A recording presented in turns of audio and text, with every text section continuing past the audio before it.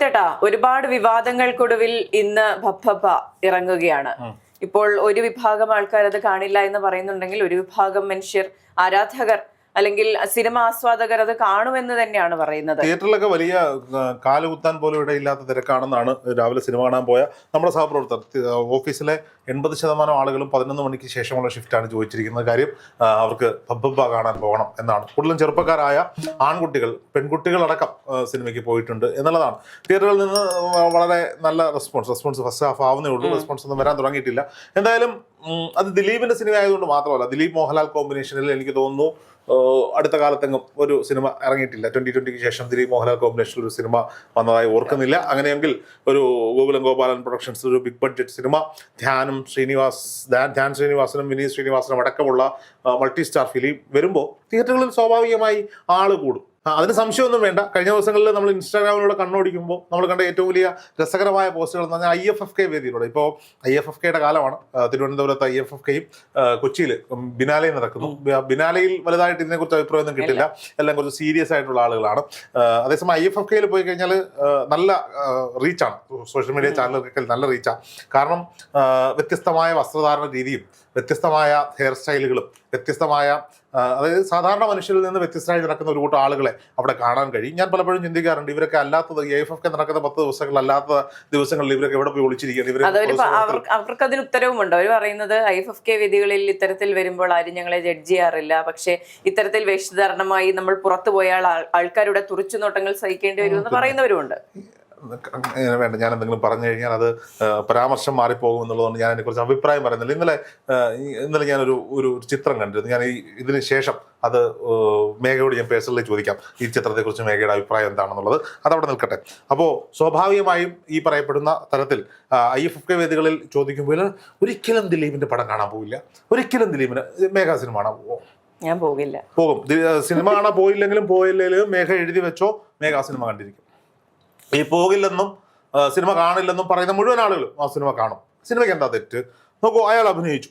നിങ്ങൾ തിയേറ്ററിൽ പോവുകയോ കാണാതിരിക്കുകയോ എത്രയോ സിനിമകൾ മലയാളത്തിൽ ഇറങ്ങുന്നു. ഏതൊക്കെ സിനിമകൾ കാണാതിരിക്കുന്നു, ഏതൊക്കെ സിനിമകൾ നമ്മൾ കാണുന്നു എന്നുള്ളതാണ്. അയാളൊരു നടനാണ്. അയാൾക്കൊപ്പം അഭിനയിക്കുന്ന ഒരു കൂട്ടം നടന്മാർ അതിലുണ്ട്, ഒരുപാട് ടെക്നീഷ്യൻസ് ഉണ്ട്. ഒരു സിനിമയാണ് അത്. രാമലീല കാണാൻ പോയി. രാമലീല കാണാൻ പല ആളുകളും പോയി. രാമലീല കാണാൻ പോയപ്പോൾ 1-2 പേരോട് ചോദിച്ചു, ദിലീപ് വിരോധികളോട് ചോദിച്ചു, നിങ്ങൾ എന്തിനാണ് രാമലീല കാണാൻ പോയത്? അതിൽ ഈ കേസുമായി ബന്ധപ്പെട്ട് എന്തൊക്കെ ഉണ്ടെന്ന് പറയുന്നത് എന്താണെന്ന് നോക്കാൻ പോയതാണ്. അങ്ങനെ സിനിമ ഉറപ്പായും. എന്തിനാണ് ഈ ആകാംക്ഷയെ പിടിച്ചു വെക്കുന്നത്? ഇപ്പൊ നാളെ ദിലീപ് ആകാംക്ഷയെ പിടിച്ചു വെക്കുന്നില്ല. എന്റെ പക്ഷം ഞാൻ പറയാം. ഇത് ഒരു കൊമേഴ്ഷ്യൽ ബഡ്ജറ്റിൽ വരുന്നൊരു സാധനമാണ്. ഇത് at the end of the day ഇത് കോൺട്രിബ്യൂട്ട് ചെയ്യുന്നത് ഈ പവറിലേക്ക് തന്നെയാണ്. ഇപ്പോൾ ദിലീപ് പൂർണ്ണമായി കുറ്റവിമുക്തനാണെന്ന് ഞാൻ വിശ്വസിക്കുന്നില്ല. പവറിലേക്ക് വരുന്ന പവറില് കാര്യമില്ലേ? ഈ സാമ്പത്തികം മാത്രമല്ല, ഇത് പവറിലൊരു കാര്യമുണ്ട്. ഇപ്പോൾ മോഹൻലാലിന്റെ ഒപ്പം കേസിൽ വിചാരണ തടവുകാരനായി കിടന്നതിന് ശേഷം ദിലീപ് ഇറങ്ങിയതിനു ശേഷം അഭിനയിച്ച് പൂർത്തീകരിച്ച രാമലീല എന്ന് പറയുന്ന സിനിമ എല്ലാവരും പോയി കണ്ട് ഫിനാൻഷ്യലി കൊമേഴ്ഷ്യലി വലിയ ഹിറ്റായ സിനിമയാണെന്നേ. അതെ, ഞാൻ എന്റെ വ്യക്തിപരമായ അഭിപ്രായമാണ് പറഞ്ഞത്. അത്തരത്തിൽ പൂർണ്ണമായി കുറ്റവിമുക്തനാണെന്ന് ഞാൻ വിശ്വസിക്കുന്നില്ല. ഇപ്പോൾ കോടതിയെ ഇന്ത്യയിലെ നിയമവ്യവസ്ഥയോട് താങ്കൾക്ക് പൂർണ്ണമായ അന്വേഷണം നടന്നിട്ടില്ല എന്നുള്ളതാണ് എന്റെ പക്ഷം. പ്രോസിക്യൂഷൻ വിധിയല്ല, വിധിയോടല്ല താങ്കൾക്ക് അനുകൂലത ഇല്ലാത്തത്, അന്വേഷണത്തോടാണ് അനുകൂലത ഇല്ലാത്തത്. പലരുടെയും ചോദ്യങ്ങൾക്ക് പലരും എന്തുകൊണ്ട് അങ്ങനെ സംഭവിച്ചു, എന്തുകൊണ്ട് കാറിൽ സംഭവിച്ചു, എന്തുകൊണ്ട് ഇത്തരം മൊഴി രേഖപ്പെടുത്തിയില്ല എന്നുള്ള പല ചോദ്യങ്ങൾക്കും ഉത്തരം പറയേണ്ട ബാധ്യത ഞങ്ങൾക്ക് വരുന്നത് ഈ ഒരു കാര്യം കൊണ്ടാണ്. അന്വേഷണത്തിലെ പിഴവ് കൊണ്ടാണ്. അതിജീവിതയ്ക്കൊപ്പം നിൽക്കുന്ന മനുഷ്യർ. ശരി, അത് കേരളത്തിലെ എല്ലാ മനുഷ്യരും അങ്ങനെ തന്നെയാണല്ലേ? അതെ. ഞാൻ ചോദിക്കുന്നത്രേ ഉള്ളൂ, ദിലീപ് അനുകൂലികൾ ആരെങ്കിലും അതിജീവിതയെ കുറ്റം പറയുന്നു? കുറ്റം പറയുന്നവരാണ് സോഷ്യൽ മീഡിയയിൽ നമ്മൾ കാണുന്നില്ലേ? സോഷ്യൽ മീഡിയയിൽ എങ്ങനെ കാറിൽ നടക്കും, എന്തുകൊണ്ട് പ്രതികരിച്ചില്ല, പിന്നെ എന്തുകൊണ്ട് അവിടെ പോയി, അങ്ങനെ പല ചോദ്യങ്ങളും കേൾക്കേണ്ടി വരും. ദിലീപിനൊപ്പം നിൽക്കുന്ന അത്യാവശ്യം വിവരവും വിദ്യാഭ്യാസവും മുഖവും ഉള്ള ആളുകൾ പറയുന്നു, ഞങ്ങൾ അവനൊപ്പവുമാണ് അവൾക്കൊപ്പവുമാണ് എന്ന്. അവനൊപ്പവുമാണ് അവൾക്കൊപ്പവുമാണ് എന്ന്. അപ്പോ അങ്ങനെയെങ്കിൽ ഈ പറയപ്പെടുന്ന അതിജീവിതം എങ്ങനെ ആക്രമിക്കപ്പെട്ടു? അതിന്റെ ഉത്തരവാദികൾ ഈ പറയപ്പെടുന്ന ശിക്ഷിക്കപ്പെട്ട 6 പേർ മാത്രമാണോ? ആരാണ് അതിന്മേൽ ഗൂഢാലോചന നടത്തിയത്? ആരാണ് ആ മാഡം ഈ പറയപ്പെടുന്ന വാഹനം, അതായത് കൃത്യം നടന്നു എന്ന് പറയുന്ന വാഹനം എന്തിനു വിട്ടുകൊടുക്കപ്പെട്ടു, PT തോമസ് ആണ് പോലീസിനെ വിളിച്ചു വരുത്തിയെന്ന പിന്നീട് വന്ന കമന്റുകൾ പിന്നീട് എങ്ങനെ മാറ്റപ്പെട്ടു, മാർട്ടിനുമായി ബന്ധപ്പെട്ട് മാർട്ടിൻ്റെതായി പുറത്തിറക്കുന്ന വീഡിയോ ദൃശ്യങ്ങൾ അത് പ്രചരിപ്പിക്കുന്നവർക്കെതിരെ പോലും കേസെടുക്കേണ്ടുന്ന സാഹചര്യം വരുന്നത് അതിജീവിതയുടെ പേര് വെളിപ്പെടുത്തിയതുകൊണ്ട് മാത്രമാണ്. മാർട്ടിന്റെ മൊഴിയിൽ ഈ പറയപ്പെടുന്ന പൾസർ സുനി എഴുതിയ ഒരു കത്തിന്മേൽ ദിലീപിനെതിരെ അന്വേഷണം പ്രഖ്യാപിച്ച, ദിലീപിനെ കസ്റ്റഡിയിലെടുത്ത 8.5 വർഷക്കാലം ദിലീപിന് നിയമ നടപടികൾ നേരിടേണ്ടി വന്നെങ്കിൽ അതേ കേസിലെ മറ്റൊരു പ്രതി പറയുന്ന പേരുകാർക്ക് നേരെ എന്തുകൊണ്ട് ഇവിടെ അന്വേഷണം നടക്കുന്നില്ല? പൾസർ സുനി ഒരു കത്തെഴുതാൻ എന്തിന് മറ്റൊരാളുടെ സഹായം തേടി? പൾസർ സുനിക്ക് എഴുത്തും വായനയും അറിയില്ലായിരുന്നു. അയാളുടെ സഹതടവുകാരനോട് ജയിലധികൃതർ എന്തിനു പറഞ്ഞു പൾസർ സുനിക്ക് വേണ്ടി ഒരു കത്തെഴുതി കൊടുക്കാൻ പറഞ്ഞു? ഇതിന്റെയൊക്കെ പിന്നിലുള്ള ദുരൂഹതകൾ നീക്കണം. ഇനി പൾസർ സുനി മാത്രം ഒറ്റയ്ക്ക് തീരുമാനിച്ചത് ചെയ്തതാണോ? അത് പൊതുസമൂഹത്തോട് പറയാനുള്ള ഉത്തരവാദിത്തം ഇവിടുത്തെ പ്രോസിക്യൂഷനാണ്. പട്ടുസാരികളെടുത്ത് കല്യാണത്തിന് പോകാൻ പോലും എന്റെ മനസ്സനുവദിക്കുന്നില്ല എന്ന് പറഞ്ഞ ഒരു സെലിബ്രിറ്റി മുഖ്യമന്ത്രി പിണറായി വിജയന്റെ മുന്നിൽ പോയി തൊഴുകൈകളോടെ നിൽക്കുന്ന കാഴ്ച കഴിഞ്ഞ ദിവസം കണ്ടു. അതിജീവിതയ്ക്കൊപ്പമാണ് നിങ്ങളെങ്കിൽ നിങ്ങൾ എന്തുകൊണ്ട് അദ്ദേഹത്തിനോട് ചോദിച്ചില്ല? അല്ലയോ സഖാവേ, കേരളം ഭരിക്കുന്ന ആഭ്യന്തര വകുപ്പ് മന്ത്രി, മുഖ്യമന്ത്രി, ഈ കേസിൽ എന്തുകൊണ്ടാണ് നമ്മുടെ അന്വേഷണ സംവിധാനങ്ങൾ തകർന്നു പോയത്? എന്തുകൊണ്ടാണ് നമ്മുടെ പ്രോസിക്യൂഷൻ കോടതിയിൽ വിജയിക്കാൻ സാധിക്കാഞ്ഞത്? അത് അങ്ങയുടെ ഡിപ്പാർട്ട്മെന്റിന്റെ ആഭ്യന്തര വകുപ്പിന്റെ പിഴവല്ലേ? തെളിവുകളുടെ അഭാവമല്ലേ? ദിലീപ് അല്ലേ കുറ്റക്കാരൻ? ദിലീപാണ് കുറ്റക്കാരനെങ്കിൽ എന്തുകൊണ്ട് നമുക്ക് തെളിവുകൾ കൊണ്ട് കോടതിക്ക് മുന്നിൽ പിടിച്ചു നിൽക്കാൻ സാധിച്ചില്ല?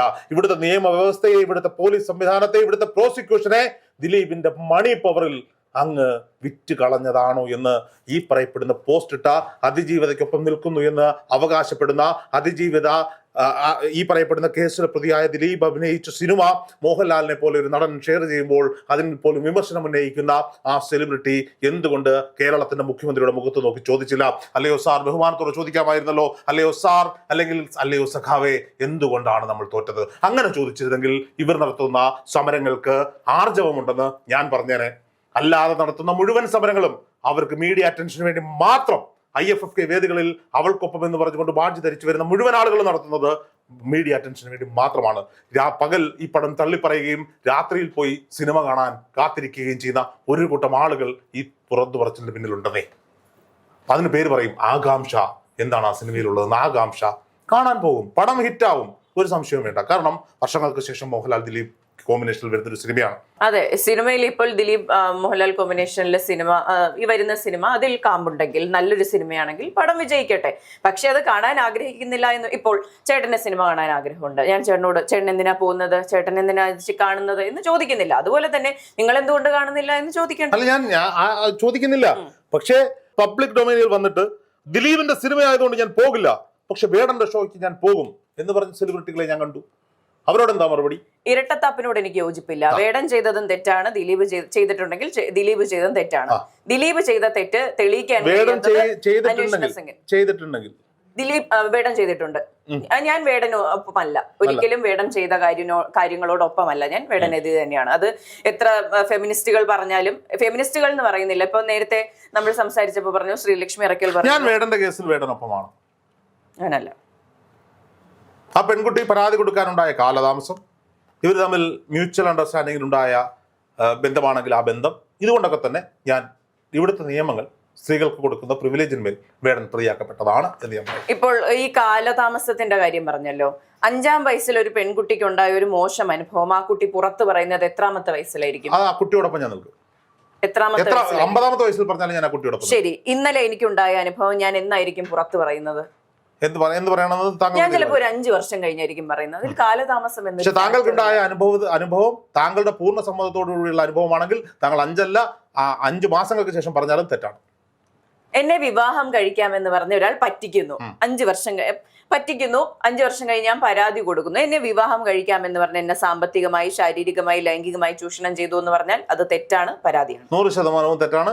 ഒരാൾ താങ്കൾക്ക് വാഗ്ദാനം നൽകുകയാണ്, താങ്കളെ വിവാഹം കഴിച്ചുകൊള്ളാമെന്ന് പറയുന്നു, താങ്കളെ സാമ്പത്തികമായും ശാരീരികമായും ഈ പറയപ്പെടുന്ന എല്ലാ തരത്തിലും പറ്റിക്കലല്ല, നിങ്ങൾ പരസ്പരം ഷെയർ ചെയ്യും, അങ്ങനെയാണ്.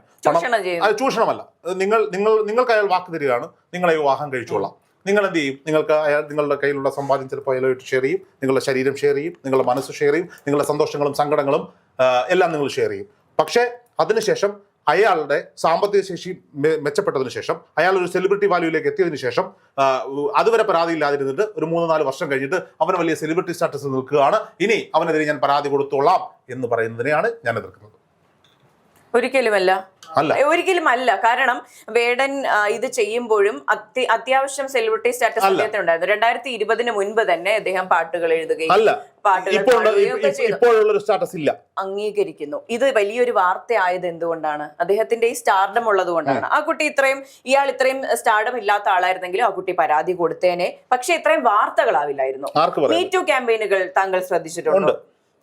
ഇപ്പോൾ ക്യാമറ ബോയ് ആയിട്ട് പോകുന്ന, അല്ലെങ്കിൽ ഒരു സാധാരണ ഒരു കോളേജിൽ പഠിക്കുന്ന ഒരു ആൾക്കെതിരെയും മീറ്റു ക്യാമ്പയിനുകൾ വരാറുണ്ട്. മീറ്റു ആരോപണങ്ങൾ എന്തുകൊണ്ട് ഈ പറയപ്പെടുന്ന ദിലീപ് കേസിലെ അതിജീവിതയ്ക്കും വേടൻ കേസിലെ അതിജീവിതയ്ക്കും രാഹുൽ മാങ്കൂട്ടത്തിൽ കേസിൽ കൊടുക്കുന്ന അതിജീവിതമാർക്കും കൊടുക്കുന്ന സപ്പോർട്ട് ഈ പറയപ്പെടുന്ന സോഷ്യൽ ആക്ടിവിസ്റ്റുകൾ എന്ന് പറയുന്ന സ്ത്രീകൾ ഇത്തരം അറിയപ്പെടാത്ത കേസുകളിൽ കൊടുക്കുന്നില്ല?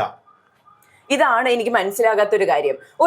ഒരു ആക്ടിവിസ്റ്റ് അല്ലെങ്കിൽ ഞാൻ എന്ന വ്യക്തി ഒരാൾക്ക് വേണ്ടി പ്രതികരിക്കുന്നു. എനിക്കറിയുന്ന ഇപ്പോൾ ഈ രാഹുൽ മാങ്കൂട്ടത്തിൽ കേസിലെ അതിജീവിതയ്ക്ക് വേണ്ടി, അല്ലെങ്കിൽ ദിലീപ് കേസിലെ അതിജീവിതയ്ക്ക് വേണ്ടി എല്ലാം ഞാൻ പ്രതികരിക്കുമ്പോൾ സ്വാതന്ത്ര്യ സമരത്തിൽ നീ പങ്കെടുത്തില്ലല്ലോ, അവിടെ നീ പോയില്ലല്ലോ എന്ന് ചോദിക്കുന്നതിൽ എന്തർത്ഥമാണുള്ളത്? എനിക്ക് ഞാൻ ഇവിടെയാണ് ഈ പറയപ്പെടുന്ന മെൻസ് അസോസിയേഷൻ എന്ന് പറയുന്ന സംഘടനയും വട്ടിയൂർക്കാവ് അദ്ദേഹത്തിന്റെ പല നിലപാടുകളോടും എനിക്ക് എതിർപ്പുണ്ട്, പല രീതികളോടും എതിർപ്പുണ്ട്. ആ എതിർപ്പുകളെല്ലാം നിർത്തിക്കൊണ്ട് ഞാൻ പറയുന്നു, അവരെ സംബന്ധിച്ചിടത്തോളം അവരുടെ അടുത്ത് ഒരു സാധാരണക്കാരന്റെ കേസ് ചെയ്യുന്ന പോലും അവർ അറ്റൻഡ് ചെയ്യും.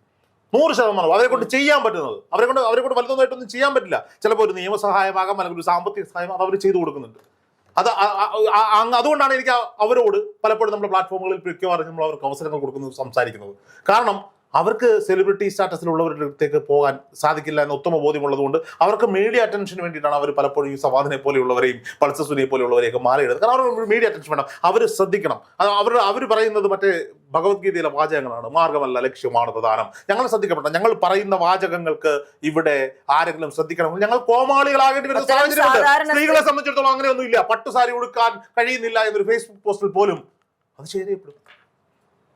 ഇത്തരം പാവപ്പെട്ട സ്ത്രീകൾക്ക് വേണ്ടി, പുറത്തറിയപ്പെടാത്ത സെലിബ്രിറ്റി സ്റ്റാറ്റസ് ഇല്ലാത്ത സ്ത്രീകൾക്ക് വേണ്ടി പ്രവർത്തിക്കുന്ന സംഘടനകളുണ്ട്.